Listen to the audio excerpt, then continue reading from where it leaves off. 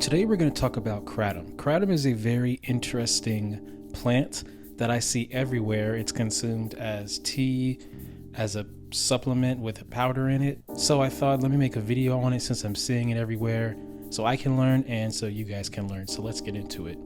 So what is kratom? Well, kratom is a plant called Mitragina speciosa or Mitragina speciosa. I don't know how it's really pronounced. It is native to Southeast Asia and it's a member of the coffee family. It has been and is used as an herbal medicine, and the method of consumption can be chewing, smoking. It can be consumed as a tea. I know in coffee shops, Kava bars, smoke shops, wherever they sell it in all kinds of places. It's usually a pill with a powder in it. I think this is one of the many forms it comes in. For those of you who do consume it, I know there's a variety of different ways to consume it. I've seen them in little drinks that look like 5-hour energies and all sorts of stuff. What's interesting about kratom is that it has opioid-like properties with stimulant effects. So it has a pretty complex chemical and biochemical profile, and we'll talk about that. And I mentioned that it is sold in capsules, and this is just one of the many forms it's sold in and consumed in. This substance is not without controversy. There are in fact many people who say it's very beneficial for them. We'll talk about that a little later, what those details are.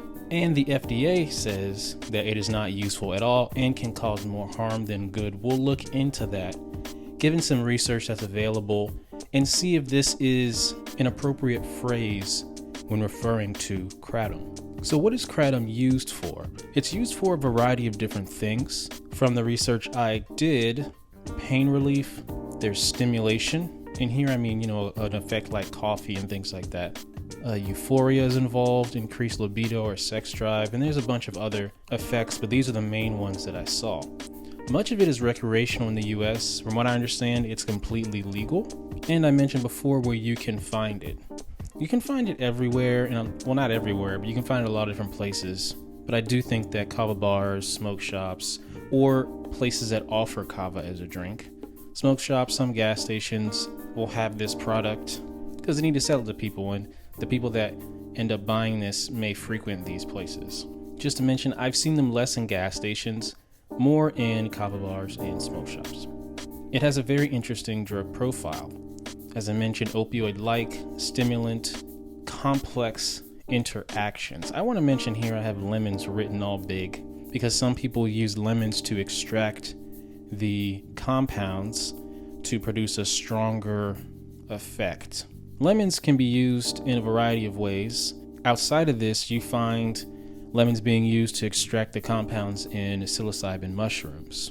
I may make a video on that at another time. One of the very interesting effects that many report is its use in opioid withdrawal symptoms and its use for chronic pain. And I think these points here are worth doing more research on because this might show promise, especially with the opioid epidemic and with people suffering from chronic pain. The traditional uses vary. The leaves can be chewed for pain, stimulation, appetite. Here you can see someone will get a bunch of leaves to chew them. And this is reminiscent of khat. This is a plant chewed in, I believe, the Middle East and other places in that area. Coca being the plant, when you process it, you can make cocaine. And these both are natural stimulants. In Thailand and Malaysia, it is chewed as a stimulant. If anyone's from there, has done this, or know people that do this, I'd love for you to comment and add some extra pieces. I'd love to know what a local would think of this, because in the United States, it's not really consumed like this. So let's talk some chemistry, pharmacology. So I mentioned that this is a very complex situation. A lot of the mechanisms are not fully understood, so we'll just do a very general overview. The main molecules are mitragynine and 7-hydroxymitragynine. The main difference being this OH being on this structure and not being on this one. So these are the main players. There are many other molecules that make up this very interesting soup of different effects. I mentioned that it has opioid-like properties. If you watch the video on fentanyl or other videos I've made, we talked about this thing called the mu receptor. This is basically the parking place, the structure where these molecules plug in to produce the opioid effects. Now this is an agonist, means it connects to this receptor and turns on a function.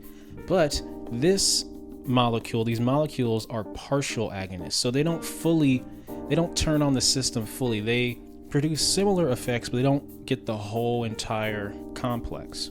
So because of this, the opioid side effects like constipation, sedation, respiratory depression aren't as prevalent or not prevalent at all. Now, if you do consume a lot of this stuff at once, I'm assuming you'd feel pretty sedated and you'd have symptoms very similar to opioids. But again, this is a far more complex molecule because there's other stuff involved. And I do think this is one of the many pieces that contribute to the possible use for opioid disorder or withdrawal. So mitragynine also inhibits what's called the COX-2 pathway. So this is the pathway or the journey that NSAIDs like ibuprofen go down to reduce inflammation and pain. If you watch my video on that, you'll learn about the COX-2 pathway. So if you want to pause and go look at that, feel free, because I'm not going to get too deep into it. It's also a CYP enzyme antagonist. So we talked about grapefruit in another video of mine, how it has these properties that stop these structures called CYP enzymes. I've talked about how these enzymes, these structures, will break down drugs and all sorts of substances to be processed by the liver and to be used and excreted as waste. So this does a similar thing that grapefruit does. I don't know of the intensity, but it is noted to be an antagonist, which means it stops these enzymes from working. So this means it could dramatically impact drug metabolism, this being one of the many things that I think should be studied more when it comes to kratom. Kratom produces a lot of different effects. It's estimated that there are about 10 to 16 million regular users. A really interesting study done with 2,700 people showed a bunch of different things, and we'll talk about that in the next slide. But people were asked questions and they said that, well, this relieves pain for them, back, shoulder, knee pain. I mentioned chronic pain, anxiety, depression, opioid withdrawal, which is really important. Overall, it has a much lower rate of harm compared to opioids. But there are side effects, things like tachycardia, very fast heartbeat, confusion, vomiting, hallucinations, seizures.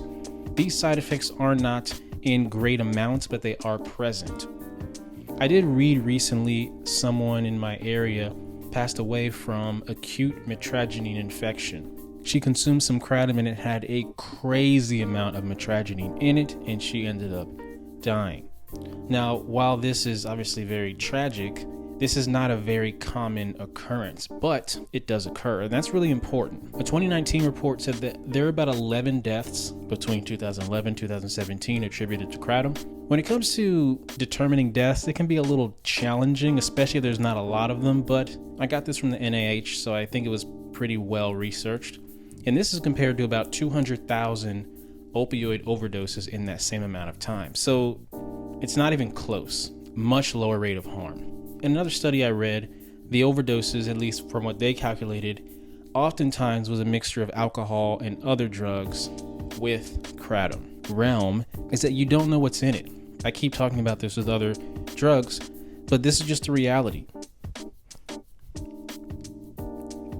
Unless you're very familiar with the company and their processes, this is a business. And I think there are some companies that do a good job and make a really pure product, but overall, this is a very growing industry and people want to make money, which means that they will adulterate their product with other stuff so they don't have to use as much of the key substance. And this is a big piece with safety. And so while this drug is not incredibly harmful, you do have to watch out and really do your research if you're going to use kratom. So lastly, Johns Hopkins did a pretty interesting study on adult kratom use in the US, and this was about 2,700 kratom users. What's interesting is that the FDA almost issued a ban in 2016, and I'm glad they didn't issue the ban, because when it comes to natural medicines and things like this, I think that it's beneficial to have a lot more study instead of just banning it out of like a fear-mongering type of approach. One of the physicians in this study mentioned that. So for me, I think about, well, what does the data say? What does the research data say? We can fearmonger, but is it worth fearmongering? We have to understand the additives. This is a very real phenomenon with a lot of different drugs. And I wonder if there's studies that have been done that have compared some of the top companies to see what's really in their product. I think the biggest promise is a possible opioid use disorder treatment, because there's a lot of people that say that this substance does help with their opioid use disorder. Let's zoom in and look at some specifics. So who consumes Kratom? About 84% of this group had at least some college, 40 years old on average, 61% were women. 91% of people use it for pain relief, 67% for anxiety, 64% for depression, and 41% for opioid dependence. So it has a 1. Down here it says many people reported multiple reasons for use. Of those treating opioid dependence, 87% reported relief from withdrawal symptoms, which can be very, very intense. 35% were free from opioids more than a year out. And this is really significant. Now, this is not a huge percent, but it shows some promise. And I think this is where more research needs to be done. Now, the side effects. 19% were mild. I don't know what mild means in this context, but that's the number. 1.9% is serious. And down here, so it has a 2 here. Serious being symptoms like anxiety, irritability, depression, and insomnia. I'm assuming this mild piece, especially if it's consumed as a capsule, might relate to some gastrointestinal upset. And 9.5% recorded withdrawal symptoms. And this, I think, makes sense given that it does a similar thing to opioids, but it doesn't go the extra mile like opioids do. Less than 10% of people met the criteria for mild Kratom substance use disorder. Less than 3% met the criteria for moderate or severe Kratom substance use disorder. So while this study seemed to be mainly like a questionnaire type of thing, it is some data and it's a lot of people. So I think it's interesting. These numbers are very interesting and there seems to be some promise. Hopefully more research can be done. One thing I did want to talk about is natural medicine. I think it's very interesting that at least in the Western world, we have an almost automatic trust in synthetic drugs. Now, I'm not saying synthetic drugs are bad, but there's a lot of us that don't really question the drugs that we consume. And then in a lot of cases, there's almost an automatic skepticism in and of natural medicine. I wonder why. Look, I think Western science and medicine is great. I also think there's a lot we can learn from societies and people who are incredibly advanced in their knowledge of natural medicines. Many of the drugs we consume are based on natural products, and I think that it's useful and I think it's important to study natural medicines and I think take them seriously because, in my opinion, they can provide a lot of promise when it comes to drug discovery and development. So let's go through the summary and review what we learned. We talked about how Kratom is a plant native to Southeast Asia. It can be chewed, smoked, consumed as a tea. It has opioid-like properties with stimulant effects, and it has a lot of controversy. Some claim benefits, while some regulatory authorities say there's no benefit at all. It's used for things like pain relief, stimulation, euphoria. There's heavy recreational use in the US. It has a very interesting drug profile. And a big piece is that people report using it for opioid withdrawal and chronic pain, and has a lot of history used traditionally, like chewing the plant, which is reminiscent of the way khat and coca is consumed. We talked about metragedine, 7-hydroxymetragedine being the main players that partially connect to the same receptors that opioids connect to. So they do a similar thing, but they don't go all the way. Metragedine also does a similar thing to NSAIDs, and it also does a similar thing to grapefruit, keeping certain structures from breaking down drugs in the body. To what extent, I do not know exactly. We talked about the effects like pain relief, opioid withdrawal, but there's also adverse effects like confusion, tachycardia, hallucinations, a very low rate of death. But the big piece being, we don't know what's in these substances. Oftentimes they can be very impure, which can be dangerous. Maybe not deadly all the time, but harmful to health. And lastly, we talked about a Johns Hopkins study that was done surveying adult Kratom users, and we saw a lot of interesting uses like opioid use disorder treatment. A lot of people reported relief from symptoms and being free of opioid use for greater than a year out. We also got the data on side effects and withdrawal symptoms. And I mentioned for me, it's important to not fearmonger, but to really study these substances like Kratom to see how useful they can be. And then I closed out briefly talking about our almost automatic trust in synthetic drugs versus our almost automatic skepticism in natural medicines. At least with, I think, the majority of people. There's a lot of people that do trust natural medicine, but I think many have a little bit of a skepticism. So that's all I got. I hope that was informative.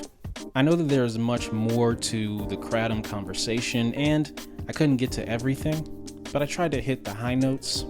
Much of this was based on reading a couple papers, and so I may have missed a few things, but I at least wanted to give a general lesson on what this substance is. So thank you so much for watching and listening. Please like, comment, and subscribe. Tell your friends, and I'll be back soon with another video.